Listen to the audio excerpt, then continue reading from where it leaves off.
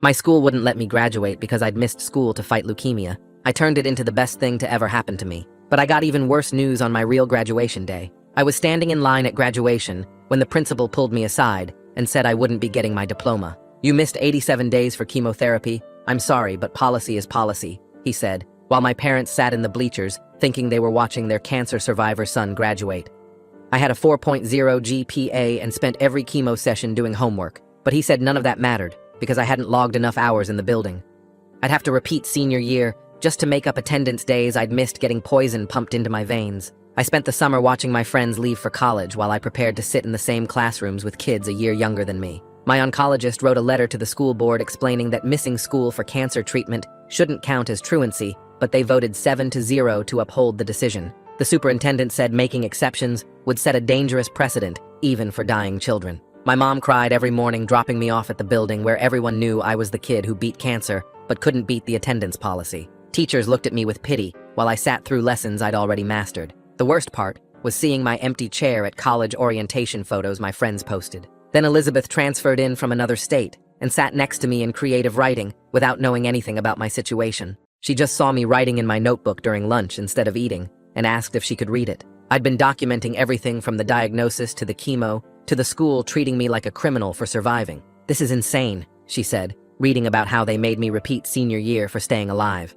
"You need to turn this into a book because people need to know this happens." She started eating lunch with me every day and helped me organize my notes into chapters about radiation burns and attendance sheets. We spent afternoons in the library with her typing while I talked about throwing up between classes and still maintaining perfect grades that meant nothing. She never treated me like a victim, and that's why I started falling for her while she turned my pain into paragraphs. Elizabeth's dad worked in publishing, and she sent him my manuscript without telling me. 3 weeks later, he called, saying he wanted to publish it and thought it could help change policies nationwide. The book came out in February, and suddenly reporters were calling the school, asking why they punished a cancer patient for getting treatment. The principal held an emergency assembly telling students not to talk to media about internal school matters, but someone leaked the video of him announcing my failure to graduate. My story went viral, and other kids started sharing how the school failed them during medical crises. Parents flooded board meetings with printed chapters from my book, demanding explanations. The superintendent went on local news claiming I was exaggerating and that the school had always been supportive,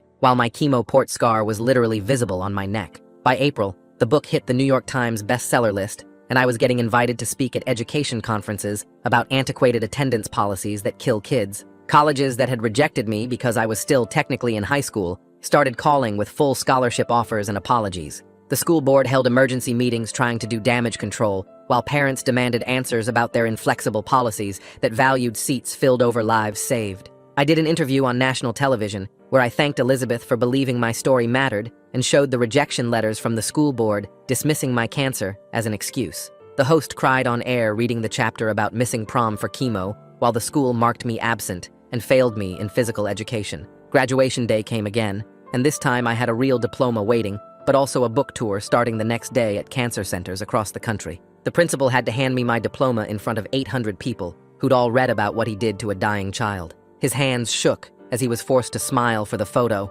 while knowing everyone saw him as the villain in a best-selling book about educational cruelty. Elizabeth was valedictorian and used her entire speech to talk about how institutions fail vulnerable students and mentioned me by name 5 times. The crowd gave me a standing ovation when I walked across the stage, while the school board members sat frozen in their seats. After the ceremony, I was taking pictures with Elizabeth and my parents when the headache hit me so hard I dropped to my knees. The same headache I'd been hiding for weeks because I couldn't miss any more school. Elizabeth caught me as I fell, and I saw the terror in her eyes because she'd read every word about my symptoms in the book. "It's back, isn't it?" she whispered as my vision started going black and I tasted metal in my mouth. My mom was screaming for someone to call an ambulance while my dad held my head. The principal walked by and actually smiled when he saw me on the ground bleeding from my nose. "Guess you won't make that book tour after all," he said loud enough for everyone to hear. Someone in the crowd shouted that they were recording everything while the sirens got closer, and my blood kept dripping onto the blue graduation gown that took me 2 years to earn.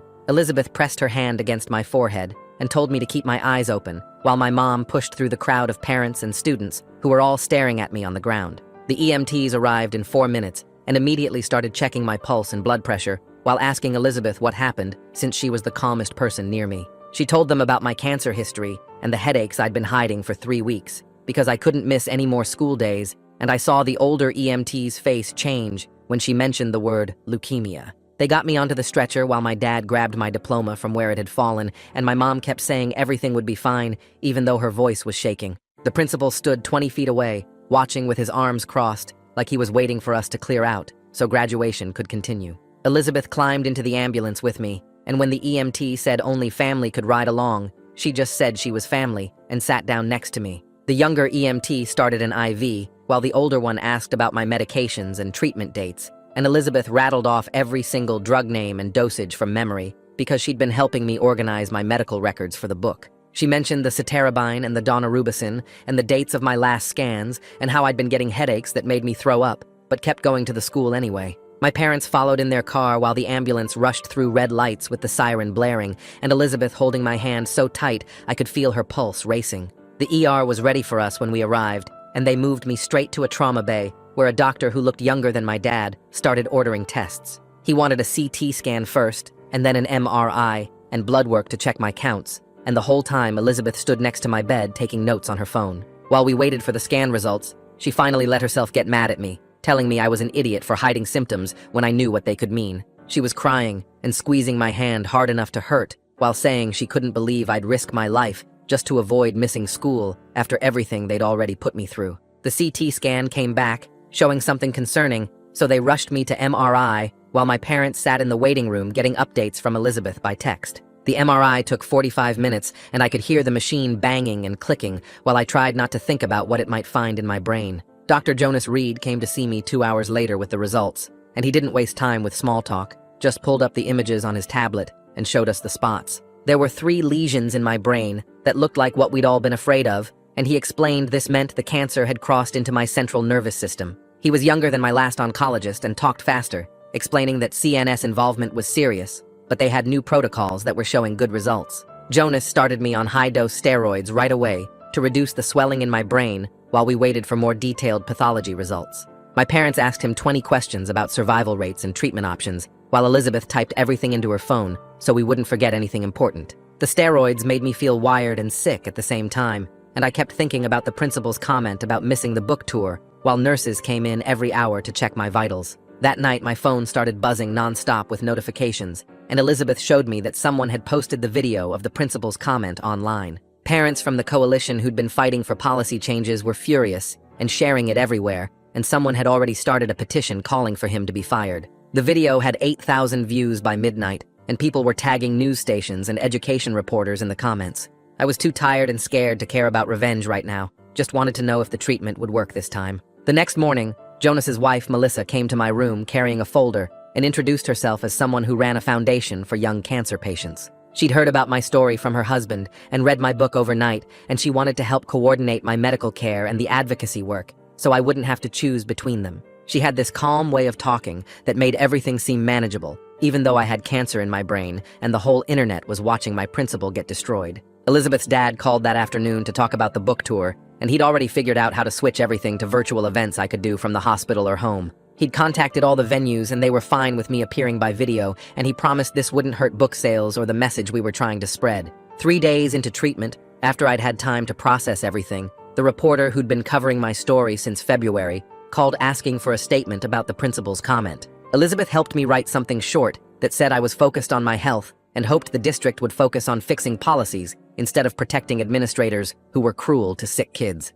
The school board announced an emergency meeting about the principal's behavior that would happen Thursday night, and parents were already organizing to pack the room. I watched the live stream from my hospital bed with an IV pumping steroids into my arm while hundreds of parents filled every seat and stood along the walls. The board members looked scared as parent after parent stood up to talk about the video and demand accountability for how the principal had treated a student with cancer. After 2 hours of public comment, they announced they were placing him on administrative leave while they investigated his behavior at graduation and his handling of my case. A week later, I was sitting in my hospital bed picking at the bland chicken and rice they called lunch when this guy my age walked into my room wearing jeans and a college hoodie instead of a hospital gown. He introduced himself as Marcel Reed and said his parents were Jonas and Melissa, then pulled up a chair next to my bed and started telling me about his brain tumor 2 years ago without any small talk or fake cheerfulness. He showed me pictures on his phone from when he was bald and skinny like me, then swiped to show him at freshman orientation last month, looking completely normal and healthy. He told me the steroids would make me gain weight fast, and my face would get puffy, but that went away after treatment, and the headaches would get worse before they got better, but they did get better. He stayed for 2 hours just answering every question I had about what was coming, never lying or sugarcoating, but also showing me proof that survival was possible. The next day, a woman from the state education department called my hospital room phone, saying they'd received multiple complaints about my case and wanted to open a formal investigation into the district's handling of students with medical conditions. Melissa came by that afternoon with a thick folder and sat with me for 3 hours going through every document I'd need to file a proper complaint, explaining how this could force changes not just in our district, but create precedent for the whole state. She helped me write down every single time the school had denied accommodations or marked me absent for treatment, every meeting where they'd dismissed my illness, every policy they'd used to punish me for being sick. We scanned copies of all my medical records and treatment schedules, my perfect grades that meant nothing to them, the rejection letters from the board, everything that proved they'd chosen rules over compassion. 3 days later, Elizabeth set up her laptop on my hospital tray table and helped me do my first virtual book tour appearance from my bed with my IV pole visible in the background. 300 people logged on to watch me read the chapter about throwing up between classes while maintaining straight A's, and the comments section filled with stories from other sick kids who'd been failed by their schools. My parents sat just outside the camera frame watching me turn our nightmare into something that might help others, my mom crying quietly while my dad held her hand. Elizabeth managed all the technical stuff, muting my microphone when I had to cough or needed water, adjusting the camera when nurses came in to check my vitals. 2 weeks after graduation, the treatment side effects hit me like a truck, and I spent entire days throwing up bile while my skin felt like it was burning from the inside. Elizabeth brought her laptop and college prep books to my room every day, sitting in the corner chair doing her work while I slept 18 hours at a time, never asking me to talk or pretend I was okay. She'd look up when I stirred to see if I needed water or the nurse, then go back to her work, just being there without demanding anything from me.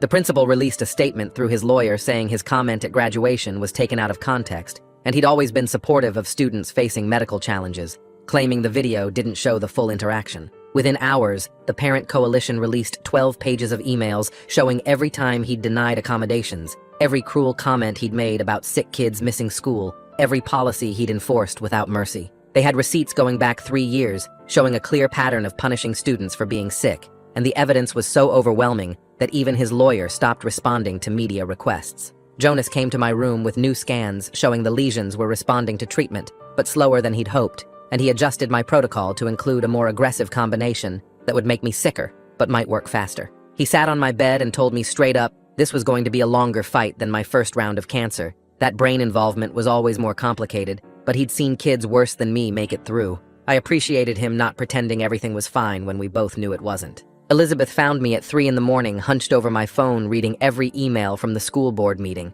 every comment on articles about the principal, every update about district policies. She grabbed my phone and said she'd change all my passwords if I didn't stop obsessing over school politics when I should be focusing on not dying. We yelled at each other for 20 minutes, me saying I couldn't let them win and her saying I couldn't fight them if I was dead, both of us surprised by how fierce she got about protecting me from myself. The hospital social worker came by with forms to defer my college enrollment while keeping my scholarship active, making calls to the admissions office to explain my situation. The university immediately agreed to hold my spot and scholarship for whenever I was healthy enough to start, even offering additional support through their disability services when I did enroll. One less thing to stress about while poison dripped into my veins. A month into treatment, my hands started going numb and tingly, then progressed to burning pain that made it impossible to hold a pen or type on my phone. Elizabeth suggested I dictate new chapters about this experience, and she'd type them, so we started working on a sequel about fighting cancer and the school system at the same time. I'd talk for a few minutes until I got too tired,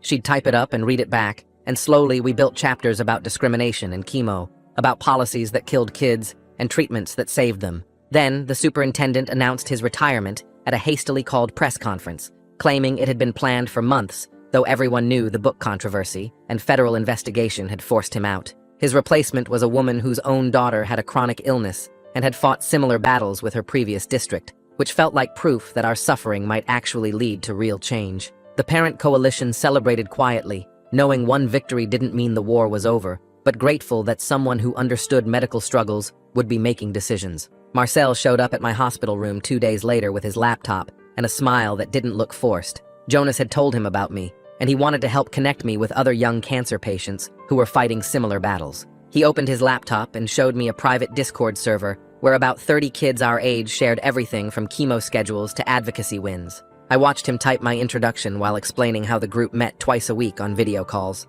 The first meeting I joined from my hospital bed had kids from 12 states all dealing with cancer while trying to graduate or start college. One girl was fighting her school district in Texas over the same attendance issues I'd faced. A guy from Oregon was testifying before his state legislature about insurance coverage for experimental treatments. They all knew my book and started sharing their own stories about schools and hospitals failing them. Marcel moderated the meetings with this calm energy that made everyone feel heard. We spent an hour that first night just talking about the weird stuff nobody else understood, like how chemo makes everything taste like pennies, or how people stare at your port scar. The group became my lifeline over the next weeks as treatment got harder. 6 weeks after graduation, I was back in the MRI machine, trying not to think about what they might find. Jonas pulled up the scans on his computer screen and pointed to the spots that hadn't changed size. He said the lesions stopping their growth was actually good news for central nervous system involvement. Most people expected immediate shrinking, but stability meant the treatment was working. Elizabeth squeezed my hand while Jonas explained we'd continue the current protocol for another month before reassessing. My parents asked about trying different medications, but Jonas said changing course now could undo the progress. The school board meeting happened that same week, and I watched from my hospital bed on Elizabeth's laptop. Parents packed the room holding copies of my book and signs demanding policy changes. The new superintendent presented a complete revision of the attendance policy that would create automatic exemptions for medical treatment. They voted 7-0 to approve it, and even named the new policy after me. Watching them vote for something that would have saved me a year of my life felt surreal. Elizabeth was holding my hand when the acceptance letter from the local state college arrived. She'd applied to 5 schools, including 2 Ivy League ones that wanted her based on her perfect grades and valedictorian status. But she chose the school 20 minutes from the hospital where I was getting treatment. She claimed their education program was exactly what she wanted, but I knew she was lying. The other schools had offered full rides and better programs, but she wanted to stay close. I didn't know how to process someone giving up their dreams for me. Elizabeth's dad called the next morning about the book getting picked up for translation. Publishers in Germany, Japan, and Spain wanted to bring the story to their countries where similar fights were happening. The contracts meant more money than I'd ever imagined, and Elizabeth's dad suggested using it to help other families. We'd already gotten letters from parents whose kids were facing the same attendance battles. Within a week, we'd set up a fund that had already helped 3 families pay for lawyers. 2 months into treatment, I woke up one morning and actually felt hungry for the first time in weeks. I ate a whole bowl of cereal without throwing up and stayed awake through an entire movie. Elizabeth suggested we try walking to the hospital garden since the weather was nice. We made it all the way around the path twice before I needed to rest. The sunshine on my face felt like a miracle after being inside for so long. Other patients smiled at us as we passed, and one older man said seeing young people fighting gave him hope. That afternoon, the news broke that the principal was resigning effective immediately. His lawyer released a statement about wanting to spend more time with family, but everyone knew the truth. The school board had given him the choice to resign or be fired after the investigation found multiple violations. Parents had been calling for his removal since graduation day when he made that comment about me missing the book tour. Part of me felt vindicated, but mostly I just felt empty about it. He'd caused so much pain to so many kids, and now he'd just disappear without real consequences. A state legislator reached out through Melissa about introducing a bill requiring all public schools to provide medical accommodations. She wanted me to testify virtually when I felt strong enough about how the current system failed sick kids. Melissa helped me write testimony that balanced my personal story with hard data about dropout rates for chronically ill students. We practiced over video calls with me reading from my bed while Melissa gave feedback. The bill had 17 co-sponsors before we even announced it publicly. My hair started falling out again 3 weeks later, and this time it hit differently. The first time I had hope it would grow back normally, but now I knew what was coming. Clumps came out in the shower and I found strands all over my pillow each morning. Elizabeth noticed me wearing a hat indoors and asked if it was happening again. I nodded, and she left without saying anything. She came back an hour later with her head completely shaved and a nervous smile. She'd gone to a barber shop and told them to take it all off in solidarity. I cried for the first time since the diagnosis when I saw what she'd done for me. 3 months after graduation, Jonas sat us all down for a serious conversation about next steps. The current treatment was holding the cancer stable, but not shrinking it enough. He recommended adding immunotherapy to the protocol, which could boost my immune system to fight the cancer cells. The side effects would be brutal with possible organ inflammation and severe fatigue, but the success rates for central nervous system involvement were significantly better with the combination therapy. My parents wanted time to think, but I told Jonas to start the new protocol immediately. The first dose of the new drugs hit me like a truck that same afternoon. My whole body started shaking and the nurses had to hold me down while Jonas checked my vitals every 5 minutes. Elizabeth set up her laptop in the corner and started typing up notes about everything happening for the virtual book tour we'd planned for next week. I managed to do the first virtual event from my hospital bed 3 days later, with 400 families watching online. A mom from Texas showed her daughter's rejection letter from their school board after missing 60 days for kidney disease. Another family sent photos of their son studying in the chemo ward, while his school marked him truant.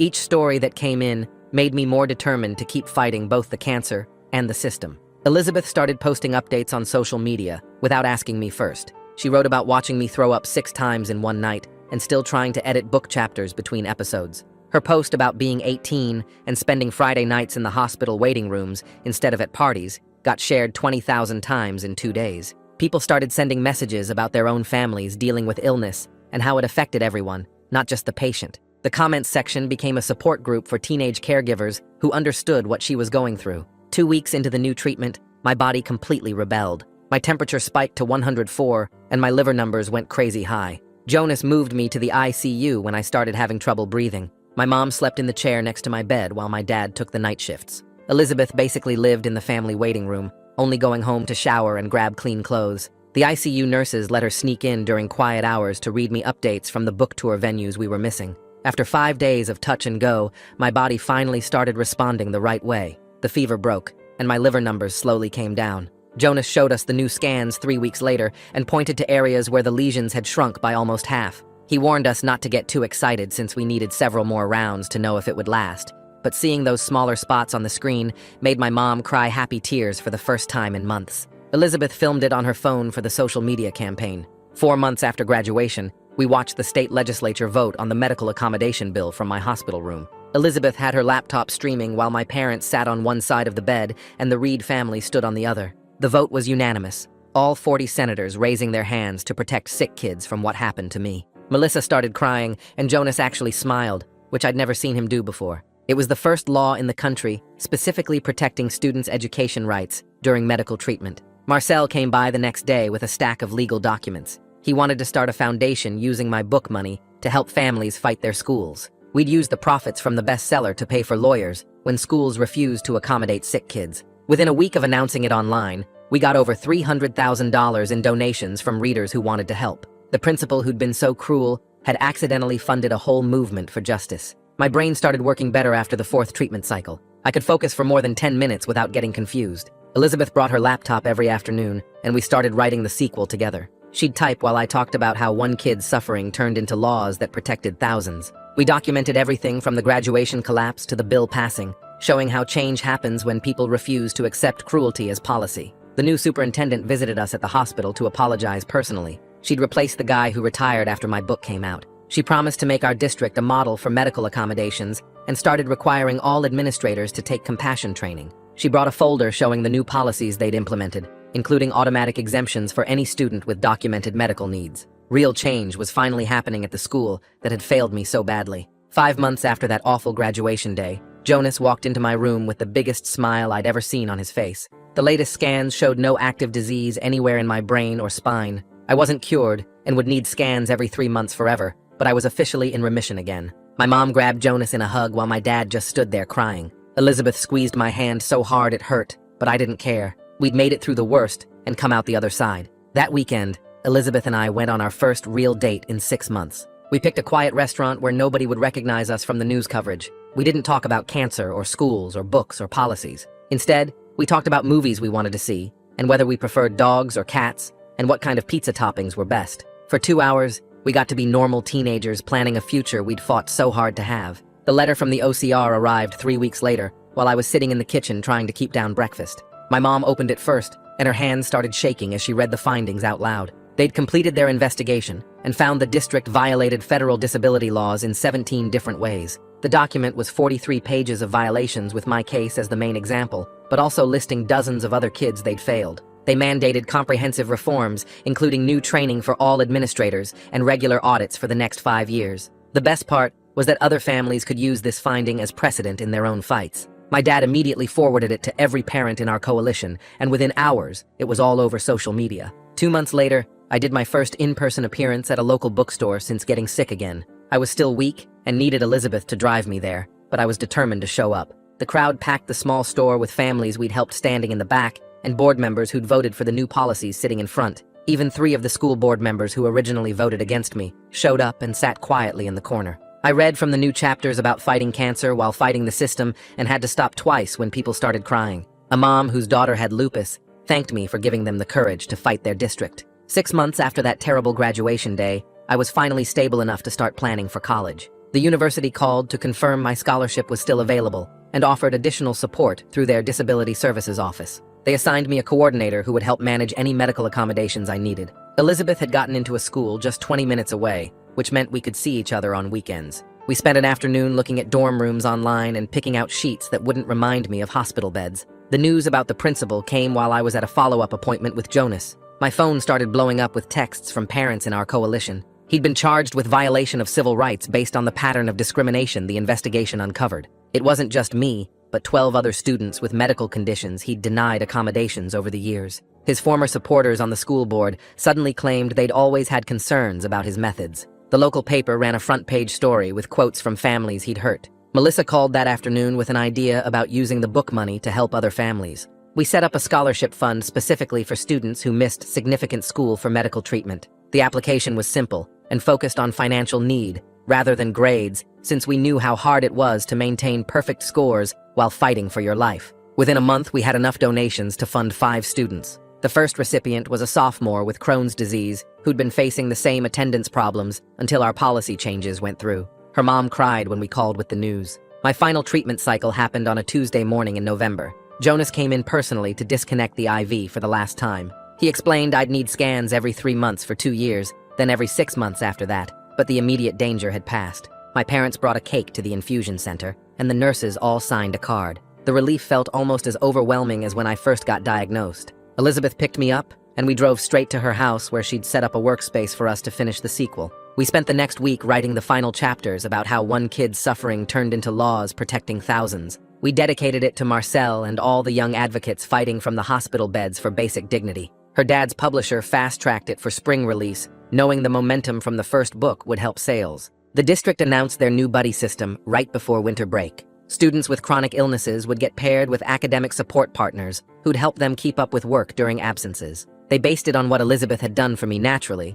but now formalized it into an actual program. The superintendent asked Elizabeth to help train the first group of mentors. She spent 2 days teaching them how to support without pitying and how to advocate without overstepping. I watched from the back of the room as she explained that sick kids needed friends, not saviors. The emails from other states started coming in January. 3 legislatures were considering bills based on ours and wanted advice on the language. Melissa and I spent a weekend creating a toolkit for families to use when fighting their districts. We included template letters and links to legal resources and contact information for disability rights organizations. We made it free to download, and within a week, it had been accessed over 10,000 times. As I packed for college that August, I realized I wasn't the same person who just wanted to graduate and disappear. The cancer and the cruelty had forced me to become an advocate whether I wanted it or not. My room was full of thank you letters from families we'd helped and newspaper clippings about policy changes. Elizabeth helped me pack everything into boxes while joking that we'd need a whole dorm room just for the advocacy materials. I couldn't imagine any other path now, even though I'd never chosen this one.